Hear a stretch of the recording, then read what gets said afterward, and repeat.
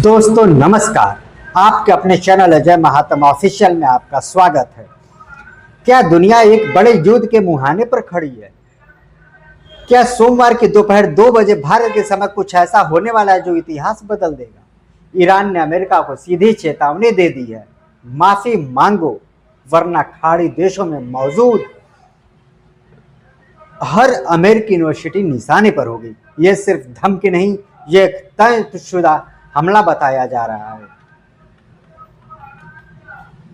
Ultimatum यह है कि सोमवार 30 मार्च तेहरान समय के अनुसार दोपहर 12 बजे ईरान की रिवॉल्यूशनरी गार्ड्स यानी आईआरजीसी ने साफ कहा है, अगर तब तक अमेरिका ने तेहरान की यूनिवर्सिटी पर हुए हमले की निंदा नहीं की तो खाड़ी देशों में मौजूद अमेरिकी संस्थानों पर हमला किया जाएगा। यहाँ ध्यान देने वाली बात यह है कि यह कोई सामान्य चेतावनी नहीं, आईआरजीसी ने कहा, यह सशर्त धमकी नहीं बल्कि हमले की गारंटी। सवाल उठता है, किन जगहों पर खतरा है, किन यूनिवर्सिटीज पर खतरा है? खाड़ी देशों में अमेरिका के कई बड़े संस्थान मौजूद हैं, जैसे कतर में Texas A&M University, Carnegie Mellon University, Georgetown University, Northwestern University, Virginia Commonwealth University, Weill Cornell Medicine UAE में, New York University of Abu Dhabi, American University Dubai, American University Sharjah, Bahrain में American University of Bahrain. IRGC ने तो जहां तक कह दिया, लोग 1 kilometre दूर चले जाएं वरना वे हमले की जिद में होंगे। यह सब शुरू कैसे हुआ? इस पूरे तनाव की जड़ क्या है? तेहरान की 2 यूनिवर्सिटी पर हमला हुआ, विज्ञान और प्रौद्योगिकी विश्वविद्यालय पूरी तरह तबाह, रिसर्च सेंटर भी मलबे में तब्दील। ईरान का सीधा आरोप, यह हमला अमेरिका ने किया और अब ईरान कह रहा है आंख के बदले आंख, यूनिवर्सिटी के बदले यूनिवर्सिटी। ईरान का मैसेज सिर्फ चेतावनी नहीं, ईरानी संसद के अध्यक्ष का बेहद ही सख्त बयान है, ईरान अपमान स्वीकार नहीं करेगा। अमेरिका बातचीत की बात करता है लेकिन पीछे से युद्ध की तैयारी करता है। यहाँ तक कहा गया, जो अमेरिका सैनिक ईरान की जमीन पर आएंगे वो सिर्फ ताबूतों में लौटेंगे। यह भाषा कूटनीति नहीं बल्कि युद्ध की घोषणा जैसी है। क्या जमीनी युद्ध होने वाला है? रिपोर्ट्स के मुताबिक पेंटागन कई हफ्तों से तैयारी कर रहा है, हजारों सैनिक मिडिल ईस्ट की ओर भेजे जा रहे हैं, बस आदेश का इंतजार है। अगर अमेरिका जमीनी हमला करता है तो स्थिति पूरी तरह बदल जाएगी। ईरान पहले ही कह चुका है, हम इंतजार कर रहे हैं, बस सैनिक अंदर आए। चीन की एंट्री और खेल बदल गया। सबसे बड़ा सवाल, क्या चीन इस युद्ध में ईरान का साथ दे रहा है? कुछ रिपोर्ट्स में दावा, बैलिस्टिक मिसाइलें, चीनी सैटेलाइट से गाइडेड ईंधन, चीनी तकनीक का सेंसर और उपकरण भी चीन से जुड़े हुए। अगर यह सच है तो यह सिर्फ अमेरिका वर्सेस ईरान नहीं रहेगा, यह बन सकता है महाशक्ति का टकराव। युद्ध की असली कीमत अब समझिए, असली खेल। ईरान की एक मिसाइल 2 से 5 लाख डॉलर, उसे रोकने की अमेरिकी मिसाइल 20 से 40 लाख डॉलर। यानी ईरान 1 खर्च करता है, अमेरिका 5 से 10 खर्च करता है। और कुछ मामलों में 1 रुपये बनाम 200 रुपये का अंतर। यह लंबा युद्ध अमेरिका की अर्थव्यवस्था पर भारी पड़ सकता है। इंटेलिजेंस और टेक्नोलॉजी वार, हाल ही में ड्रोन टेक्नोलॉजी साइट्स पर हमला, सीक्रेट लोकेशन तुरंत लीक, ईरान का सटीक हमला। इससे साफ है ईरान की इंटेलिजेंस बेहद मजबूत है या उसे बाहर से मदद मिल रही है। इजराइल और मिडिल ईस्ट पर असर। इजराइल पहले ही हमलों का सामना कर चुका है, तेल अवीव पर हमले, सैन्य ठिकानों पर दबाव। अगर यह युद्ध बढ़ता है पूरा मिडिल ईस्ट अस्थिर हो सकता है। अब सबसे बड़ा सवाल है, क्या सोमवार एक निर्णायक दिन बनने वाला है? क्या अमेरिका माफी मांगेगा? क्या वह निंदा करेगा या चुप रहेगा? अगर चुप रहा तो सोमवार दोपहर 2 बजे भारतीय समय पर कुछ बड़ा हो सकता है। जैसे अमेरिका माफी मांग ले, तनाव कम, युद्ध टल सकता है। अमेरिका अगर चुप रहा तो सीमित हमले और यूनिवर्सिटी टारगेट नहीं होंगे। अमेरिका जवाबी हमला करे तो पूर्ण युद्ध वैश्विक संकट में पड़ जाएगा। यह क्या यह अब सीधे विश्व युद्ध की शुरुआत है? कह सकते हैं सीधे शब्दों में अभी नहीं, लेकिन संकेत गंभीर हैं, क्योंकि अमेरिकन शामिल, ईरान शामिल, चीन का संभावित समर्थन, इजराइल पहले से एक्टिव, यह कॉम्बिनेशन खतरनाक है। क्या आपने कभी ऐसा देखा है कि जिस देश की सरकार युद्ध लड़ रही हो, उसी देश के लोग सड़कें पर उतर रहे हैं, कह रहे हैं हम यह युद्ध हमारा नहीं, यह हम पर थोपा गया है। और सिर्फ अमेरिका ही नहीं, इजराइल में भी लाखों लोग सड़कों पर हैं, प्रधानमंत्री के खिलाफ, राष्ट्रपति के खिलाफ, और सबसे बड़ी बात, युद्ध के खिलाफ। तो क्या यह युद्ध अब मैदान में नहीं बल्कि देशों के अंदर हो रहा है?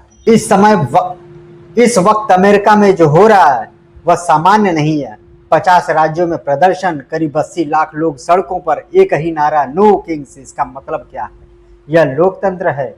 राजा नहीं चलेगा, एक तरफा फैसले नहीं चलेंगे। लोग कह रहे हैं युद्ध का फैसला जनता से पूछकर नहीं लिया गया, कांग्रेस से सलाह नहीं ली गई, और अब इसका खामियाजा आम जनता भुगत रही है। आखिर जनता सड़कों पर उतरी क्यों? महंगाई, पेट्रोल डीजल की कीमतें बढ़ रही हैं, रोजमर्रा के खर्च बढ़ रहे हैं, टैक्स का पैसा अरबों डॉलर युद्ध में खर्च। जनता पूछ रही है हमारा पैसा क्यों? रोजगार और अस्थिरता, एयर ट्रैवल प्रभावित हुआ, स्ट्राइक्स चल रही है, यानी जनता को लग रहा है सरकार युद्ध में व्यस्त है और देश की समस्याएं अनदेखी हो रही हैं।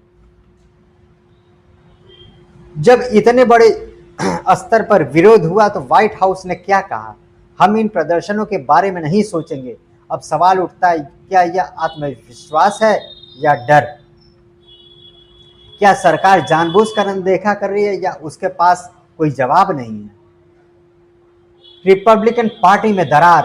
अब सबसे बड़ा मोड़, विरोध सिर्फ जनता नहीं कर रही बल्कि खुद सत्ताधारी पार्टी में भी दरार। रिपब्लिकन सीनेटर सवाल उठा रहे हैं, पेंटागन जानकारी क्यों नहीं दे रहा है, कितना नुकसान हुआ, कितने हथियार खत्म हुए, $2 बिलियन कहाँ खर्च हुए, यानी अंदर से भी भरोसा टूट रहा है। ट्रंप बनाम जेडी वेंस।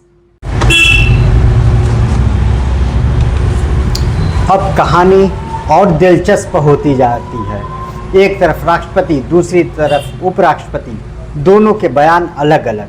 ट्रंप क्या कह रहे हैं? युद्ध लंबा चलेगा, हम तैयार हैं, जरूरत पड़ी तो कब्जा करेंगे। जेडी वेंस क्या कह रहे हैं? हम जल्द निकल जाएंगे, पेट्रोल सस्ता होगा, स्थिरता सामान्य होगी। यानी साफ है, नीति में टकराव। जेडी वेंस की लोकप्रियता पहले से 70% हुई है। मार्को रूबियो की 40 से 42% कम हुई, यानी अगला चुनाव खतरे में है। और यही वजह है जेडी वेंस अब ट्रंप से दूरी बना रहे हैं, यानी अपनी छवि बचा। अब जरा इजराइल की तरफ चलते हैं तो इजराइल में भी लाखों लोग सड़कों पर प्रधानमंत्री के खिलाफ प्रदर्शन कर रहे हैं। यहाँ तक कि 80,000 लोग सैन्य ट्रेनिंग से बाहर हो गए, कह दिया हम युद्ध में नहीं जाएंगे। यह बहुत बड़ा संकेत है, क्योंकि इजराइल में सेना अनुशासन का प्रतीक मानी जाती है और वहाँ दरार दिखना बहुत गंभीर बात है। तेल अवीव की हालत यह है कि सायरन भागते लोग, कोई स्पष्ट दिशा नहीं, यानी डर और अराजकता हर जगह दिखाई दे रही है। अब सबसे बड़ा सवाल, क्या यह सिर्फ ईरान वर्सेस इजराइल है या कुछ और? विश्लेषण कहता है असली मुकाबला है अमेरिका, चीन, रूस। ईरान सिर्फ एक मोर्चा है। यह युद्ध सिर्फ सैन्य नहीं, यह आर्थिक युद्ध भी है। पहले अमेरिका दुनिया को कंट्रोल करता था, अब नई एम्प्लॉयमेंट बन रही है। चीन, रूस, एशियाई देश, यानी ग्लोबल पावर शिफ्ट हो रही है। ईरान क्यों पीछे नहीं हट रहा? क्योंकि यह उसके अस्तित्व की लड़ाई है। हार, अंतर्गृह युद्ध का खतरा है, इसलिए वह हर कीमत पर लड़ रहा है।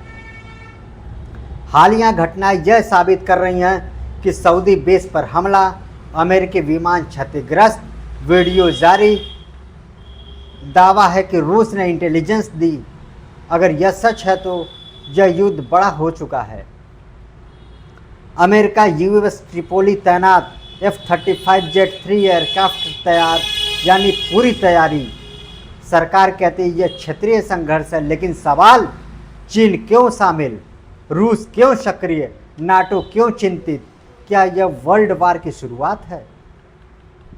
सबसे बड़ा डर यह है कि मिड टर्म चुनाव अगर हार हुई, ट्रंप पर महाभियोग का खतरा होगा, रिपब्लिकन पार्टी कमज़ोर होगी, जेडी वेंस का भविष्य खतरे में जाएगा।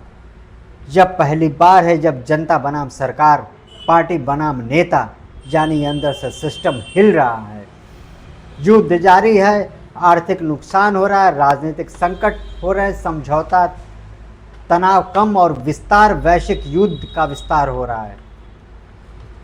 दोस्तों, यह सिर्फ एक युद्ध नहीं, यह सत्ता की लड़ाई है, यह अर्थव्यवस्था की लड़ाई है, और सबसे बड़ी बात, यह जनता बनाम सरकार की लड़ाई है।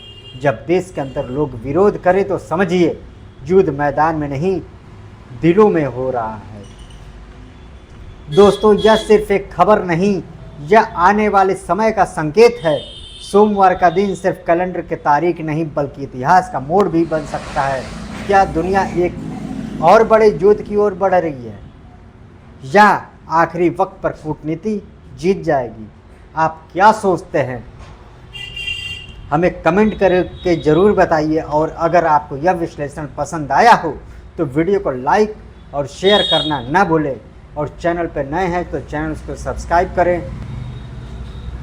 मैं मिलता हूं आपसे अगले वीडियो में एक और बड़े खुलासे के साथ। तब तक के लिए धन्यवाद, नमस्कार।